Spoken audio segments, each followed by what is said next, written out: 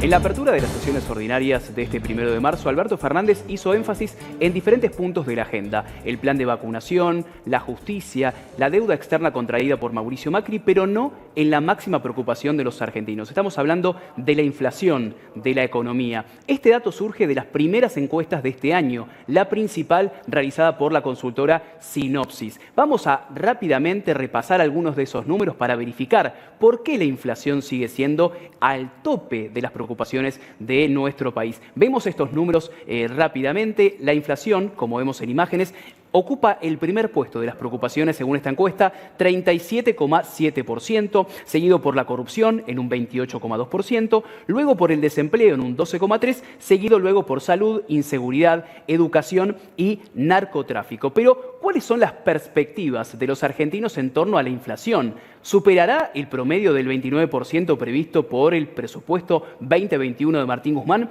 Esta es la respuesta de la encuesta de Sinopsis. Habrá hasta 35% de inflación en un 14,6%, entre un 35 y un 45, aproximadamente un 24%, y más de 45%, muy por encima de las proyecciones oficiales, opina el 46,7%. Vamos a analizar estos números con Lucas Romero, director de la consultora Sinopsis. ¿Qué significa que la inflación vuelva al tope de las preocupaciones? Lucas, buenas tardes. Buenas tardes. Sí, efectivamente son los números que venimos viendo. Obviamente la explicación uno la encuentra probablemente en ese 4% de aumento del índice de precios al consumidor de diciembre, el 4% de enero. Eso reposicionó la preocupación por la inflación, que en febrero registró esa alza que ustedes ven contempladas en ese gráfico. Bueno, creo que es una señal de alarma para el gobierno, porque, digamos, de todas las variables económicas, la inflación es aquella variable que afecta casi sin distinción al completo de la sociedad, ¿no? Todos ven el impacto de la inflación en sus niveles de ingresos, en su capacidad de compra, y efectivamente, digamos, cuando uno lo cruza con la expectativa que tiene fijada el gobierno en su presupuesto 2021, bueno, la expectativa de la gente claramente está muy por encima del 29% que el gobierno señaló en el presupuesto 2021 que iba a haber en este año, ¿no? Bien, Lucas, ¿y qué reemplazó? Por ejemplo, entiendo que debe ser la pandemia del coronavirus durante 2020, ¿no? Sí, efectivamente lo que hemos venido viendo es una especie de trade-off entre las preocupaciones por la salud. La preocupación por la corrupción se ha mantenido en esos niveles que ustedes ven allí. La preocupación por el desempleo en algún momento del 2020, sobre todo en la peor parte de la cuarentena, digamos, marcó un punto también de preocupación, pero ahora se ha concentrado la preocupación de la gente en esos niveles de preocupación por la inflación, ¿no? El escándalo político de los últimos tiempos, sin lugar a dudas, es el vacunatorio VIP. ¿Pudieron medirlo? ¿Hubo impacto en la sociedad en esta encuesta?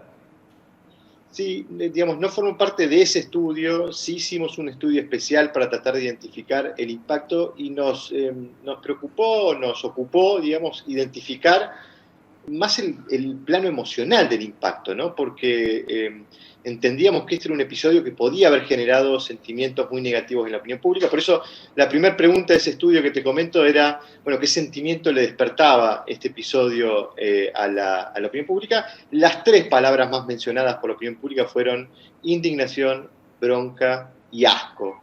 Y te aclaro un dato interesante del estudio, ¿no? Cuando uno se detiene en el universo de votantes del Frente de Todos, es decir, en aquellos que eligieron a Alberto Fernández presidente, las tres palabras más mencionadas a la hora de señalar un sentimiento que le despertó este episodio fueron indignación, bronca y asco. Es decir, las mismas palabras que estaban, digamos, reflejadas en el total de la muestra. ¿Qué nos De modo dice que esto? atravesó a todos los partidos políticos por igual, a la Argentina en su conjunto. Exactamente, nos habla de la transversalidad del impacto, por eso se vuelve un episodio muy peligroso para el gobierno, porque hay que recordar que la mayoría de los estudios politológicos que han destinado, digamos, el interés en tratar de entender cómo se comporta la gente desde el punto de vista electoral, señalan que muchas veces las razones emocionales son más relevantes que los argumentos racionales, ¿no? Por eso la emoción termina siendo un protagonista muy excluyente en el comportamiento electoral y por eso vuelve tan peligroso este tipo de episodios, ¿no? Aún no sabemos si habrá primarias, habrá paso en la Argentina, pero las elecciones están previstas para el próximo mes de agosto. ¿Falta mucho o falta poco, según cómo midamos la Argentina? ¿Están midiendo ustedes a las imágenes políticas, al presidente, a Horacio Rodríguez Larreta? Tenemos una aproximación general al escenario electoral. Le preguntamos a la gente si hoy fueran las elecciones, si estaría más inclinado a votar por el oficialismo o por alguna fuerza opositora. Venimos midiendo esta variable desde mediados del año pasado. En nuestro último registro correspondiente a febrero nos hablaba de un 32% de intención de voto al oficialismo, un 58% de intención de voto opositora. Está claro que hay un nivel de indecisos que si uno lo proyecta pudiera mejorar ese dato del 32% de intención de voto al oficialismo, y habrá que ver qué nivel de fragmentación hay en la oferta opositora, porque claramente ese 58% se va a dividir en diferentes ofertas electorales.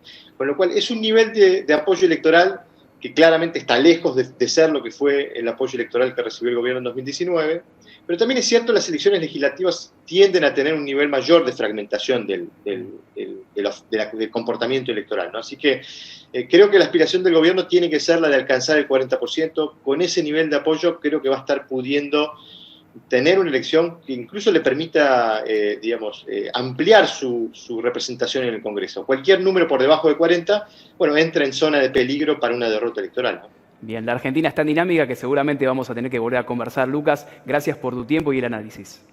No, por favor, un placer. Hasta la próxima.